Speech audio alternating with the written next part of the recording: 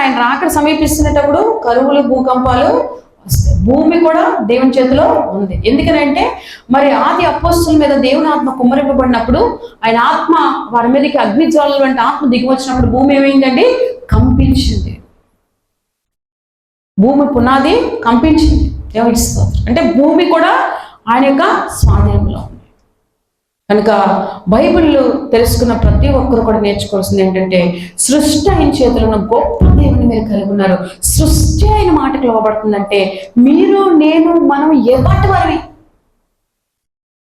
మనం ఎంతగా లోబడాలి. ఎందుకనంటే అవి నోరుండి మాట్లాడు కళ్ళుండి చూడవన్నట్టుగా వాటి పని చేసుకుని వెళ్ళిపోతే మనం అలా కాదుగా. మనం ఆయన డిపెండ్ అయిన వారిని.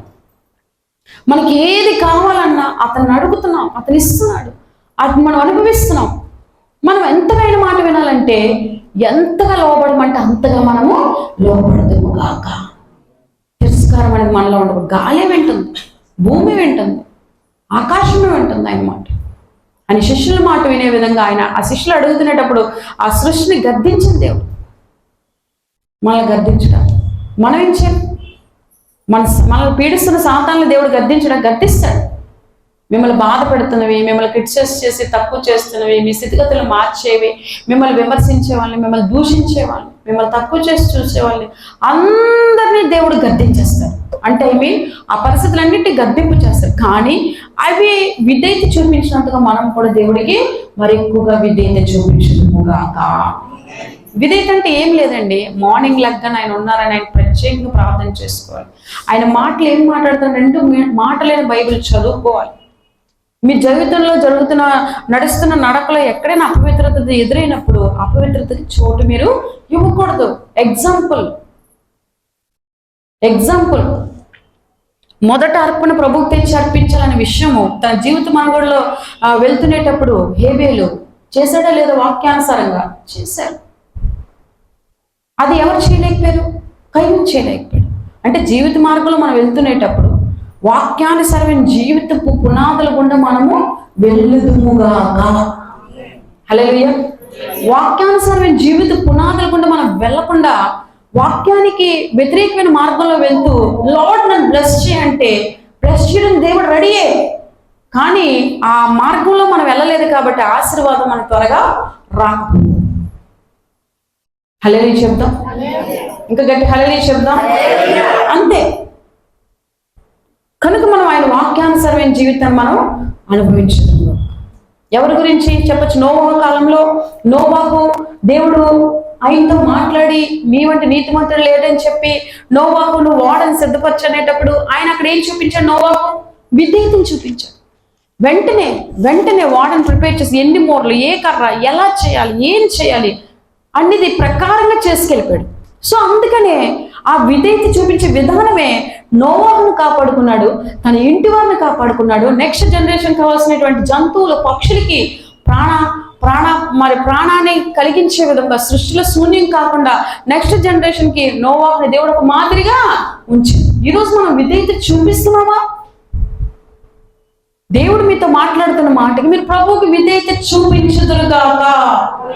నేను ఒక అంశం మీద ప్రార్థన చేస్తున్నా కొన్ని రోజులుగా, కొన్ని సంవత్సరాలుగా.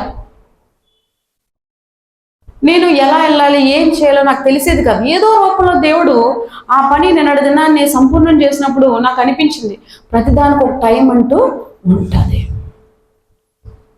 దేవుడు విడిచిపెట్టాడని మీ మనసులో తలంచుకున్న ప్రతి మాటకి మీకు ఒకరోజు జవాబిస్తాడు.